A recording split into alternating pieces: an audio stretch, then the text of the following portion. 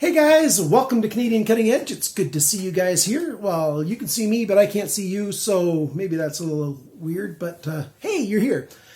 This video will be of one of these two knives. Which one? Hey, we'll find out in a minute.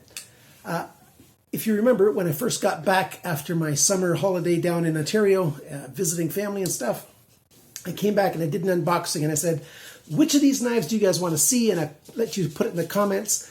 And at least two of you said you wanted to see the Brother 1609, the Brother version copy of the Mannix 2 by Spyderco. And so I did that video. And now one of you each said you wanted this knife, the KU208 by Kubey Knives, and the, I keep saying this wrong, the Archeo. This is a artisan cutlery knife. So we're going to give this one the number 1, or heads, and we're going to call this one tails. Heads, tails, and I'm going to flip a coin to see which one we're going to do today. So I've got a Canadian $2 coin. Woohoo! Put it on my hand right there, and we've got tails. Tails is the bear. And if you've never seen that, it's a polar bear. So, tail, that's the Kubey. And the next video, the next knife review video that you see will be of this guy. Now, I might have a different video in between, but the next knife video will be this guy. Today's is this guy. This is basically a full-size knife, drop point blade made of D2 steel, G10 handle scales, and it's selling right now for $29.99 at Kubey Knives.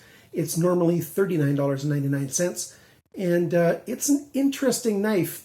There's at least a few guys who are going to find this thing awesome, and I want to tell you a lot about it. I can't say I'm going to tell you all about it because that's impossible, but I can tell you a whole bunch, so stick around. We're going to go over to the tabletop and take a look at the KU208 by Kubey Knives, coming at you right now.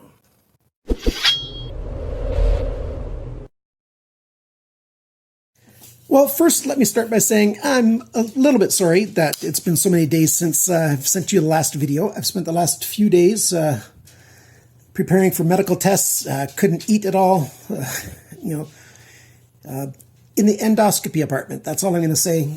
And, it didn't work the first time, so I had to go through a second round, and, it was tough. And when you're even if it was simply not eating, it drains your energy, and it just makes it hard to do stuff and even think well. So that all finished today, finally, and it was a little difficult, but I'm here for you, and we're looking at this knife. I do not really like this kind of shiny blade. I don't like mirror finishes. This is sort of like a shiny, it's almost like a shiny stonewash on the blade finish. You have to see it. Maybe some of these, let's see if I can get a shot. There you go. If I go across on this shot, don't look right by the line, that's the lights, all these dots going across. Look just beside it, before it, or just after it, and you can see the metal, how it's sort of like a stone wash that's being polished. And then it's, nice satin flats on the flats. You can see the lines across there.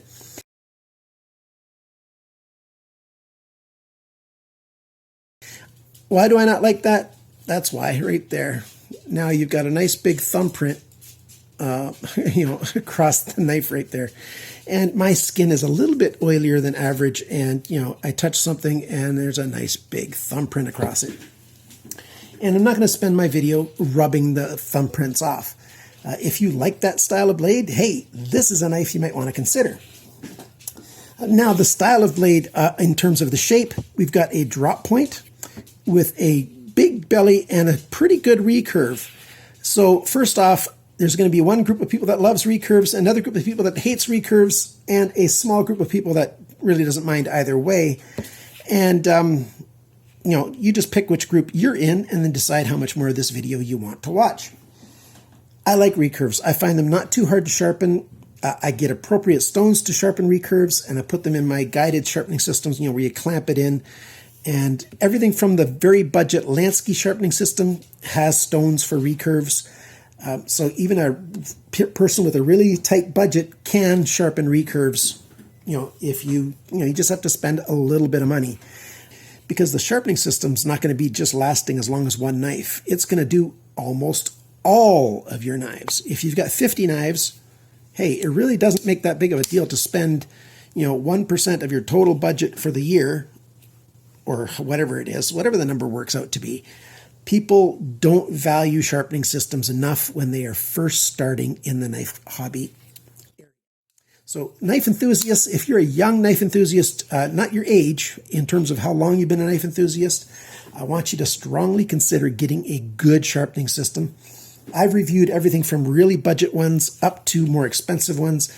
And there's some more coming out that I'm going to be reviewing that I'm really looking forward to at a little bit higher price range, but I'm also going to be reviewing some more very budget-friendly sharpening systems as well. But let's get back to this knife. Let's take a look at, well, there's that. I forgot to mention the sharpener's choil is perfect on here.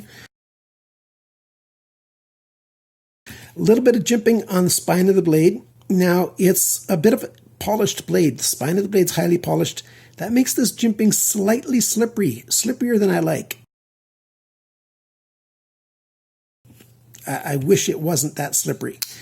Good sharpener's choil. The flipper tab comes out quite far and becomes a very good guard. And when the knife is closed, the flipper tab's got the jimping on the front right there. And it's a light switch method. You're pushing straight back. It does not work to be pushing down or even down on an angle or even down on an angle. It just doesn't work that well. There you go. If you're pushing down on a far enough angle back, you can get it. Basically, it's a light switch only style flipper. No thumb studs, no other way to do it. You could pinch and pull it out and then use your thumb. I find that very easy. You take your thumb and your middle finger. Yeah, I cut my finger there, taking the knife apart. And you just pinch and pull and go on with your thumb. And it's an easy way to open a knife fairly quickly, and you're not using a flipper tab at all. And, you can do it with either hand once you're good at it, and it doesn't take an awful lot to get good at it. Let's talk about the handle. It's odd. It's odd. What do we got here? Let's get a nice good look at it here. We've got G10 handle scales. We've got stainless steel liners. They've been skeletonized, so this knife isn't way too heavy. We've got T8 screws all the way down, and these are very good screws. These are all in-house made screws. I believe they're in-house made screws. And they're done very, very well. They're nice, good, robust screws to high tolerances. Very well made, all of them.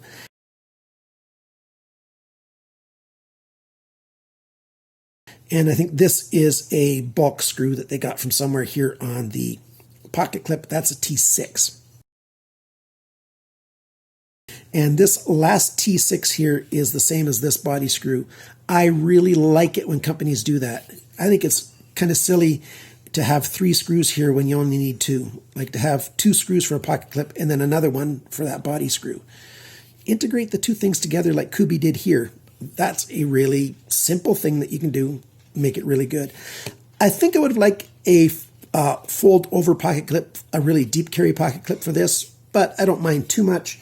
We'll talk about, actually let's do that right now because I don't usually do that on the dimensions. It sticks out of your pocket about 0.6 of an inch, 1.5 centimeters. So when it's in your pocket, and I usually do that later. So let's mix things up and show you that right now. There's my sample jeans. I've got them stapled down onto a piece of wood here. And so there they go. They go onto the pocket. That lip is high enough that it reaches over every time, slides on very, very well.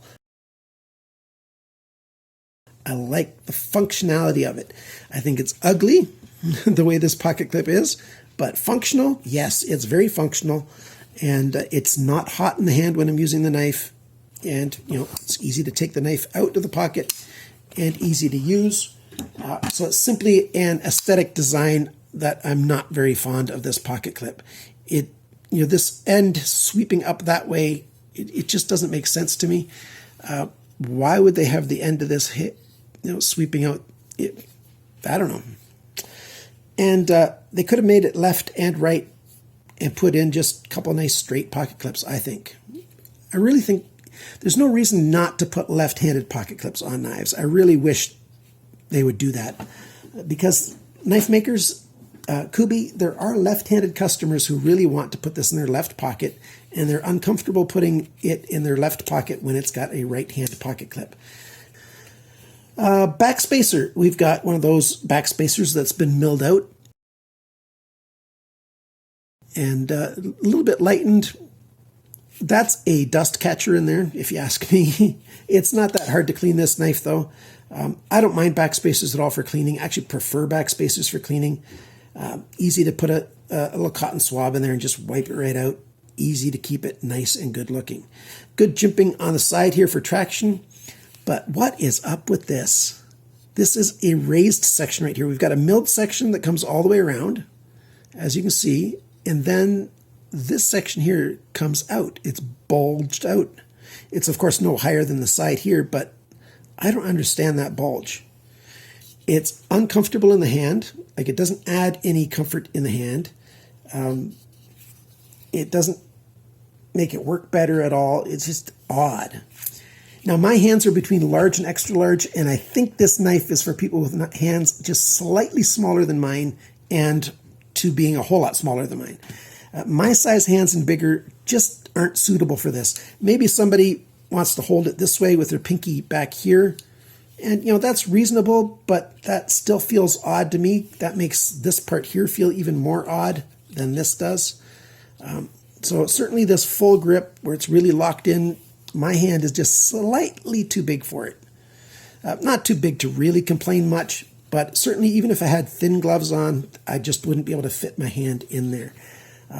So between large and smaller, in European sizes, it's around 10 and smaller, I think. There's no lanyard hole, as you can see here. Interesting. If you want a lanyard hole in your knife, this one doesn't have it. So now let's talk about just sort of the general performance of the knife. A recurve is actually a really good shape for cutting a lot of things if you're cutting it in the air while you're holding it. What I mean is you're not using a tabletop for cutting. If you're using a tabletop for cutting, here's a flat surface, and you put the knife on the flat surface, and look at that. One point right there on the belly is all that can touch. If you go over the edge of the table, still you're cutting, and it's 1 point that can touch. And of course you can roll a whole bunch here, but it's much better for cutting stuff that you're holding in one hand and you're cutting it through, like a piece of rope or something. This kind of recurve, the recurve section tends to grab onto things and slice through them. The belly is really good for, beginning a cut and slicing. It's excellent. And we've got a good tip here. The taper starts right about here, and the knife starts getting thinner to the point. Fairly strong tip. D2 is pretty good. A little too brittle to pry with in my books. I don't like prying with any knife. As it says, D2 right there. And it's Kubey right there. The only other thing about this knife is that, not the only other thing. One other thing I want to mention is this has got a rotating pivot, a free spinning pivot. At least it's got T8 screws on either side. So I like to put these in some jaws, some kind of clamping system, and then I can use one screwdriver on each side.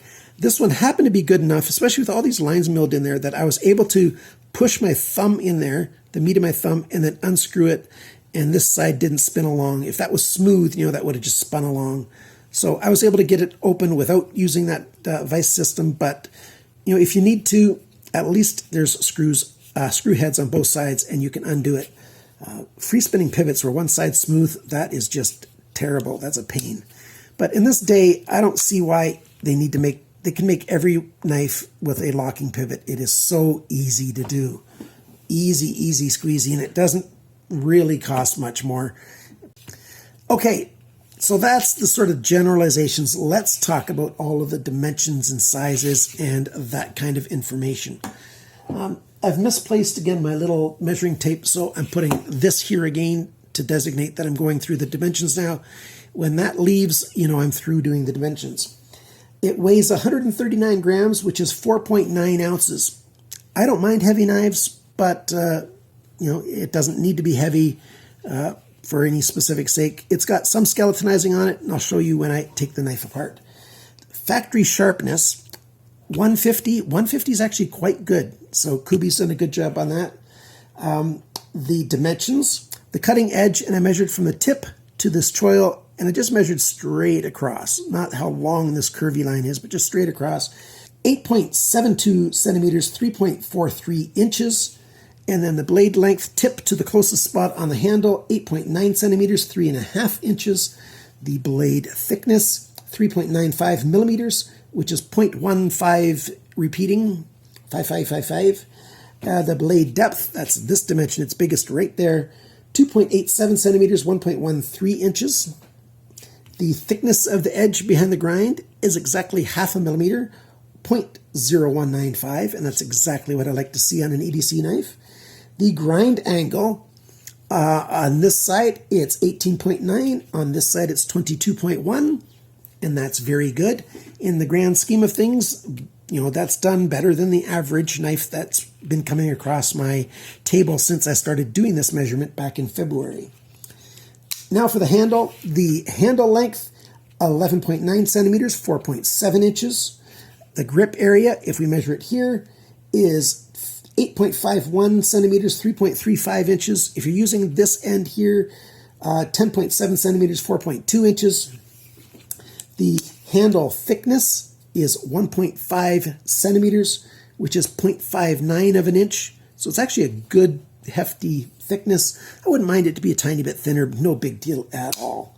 The handle depth, that's this right here, the biggest spot, 2.79 centimeters, 1.1 inches. When the knife is closed, the depth of the knife is largest right about here, 3.65 centimeters, 1.44 inches. And the total length of this knife is on the screen, 20.8 centimeters and that many inches. How much does this knife cost? Well, like I said, it is $30 at Kubey Knife. That's US dollars. They ship to most of the world from their factory outlet store, kubeyknife.com. That's where I got mine sent to me from. And thank you to Kubey Knife for their working with me to bring knives to the world. Like I said earlier, oh, maybe I didn't say it earlier, they make budget knives, like something like this for $30. And they make some knives that are into the $100, $150, $160 range as well. So they've got a wide variety for you to choose from. And let them know that I sent you in the notes or whatever when you purchase something. Let them know you got it because of Canadian Cutting Edge, and that will help continue for me to grow my relationship with them. And it might even help me learn better grammar. Okay, let's keep going. Colors. It comes in 3 colors. You've got this brown. It also comes in black G10, and it comes in an OD green as well. But in any case, this is a decent knife. I like it a lot, and I don't like it a lot. It's one of those, I just can't quite decide what I think of it. If you want one, go ahead and get one. I've got links down below to make it easy for you to get to Kubey Knife. Amazon has this as well. Kubey Knife sells on Amazon, so I'll put that link down below as well. Thanks for watching my videos. Thanks, everyone, for Patreon support that you guys give me. Thanks for liking, sharing, commenting, and subscribing. And remember, always, cut towards your chum, not your thumb.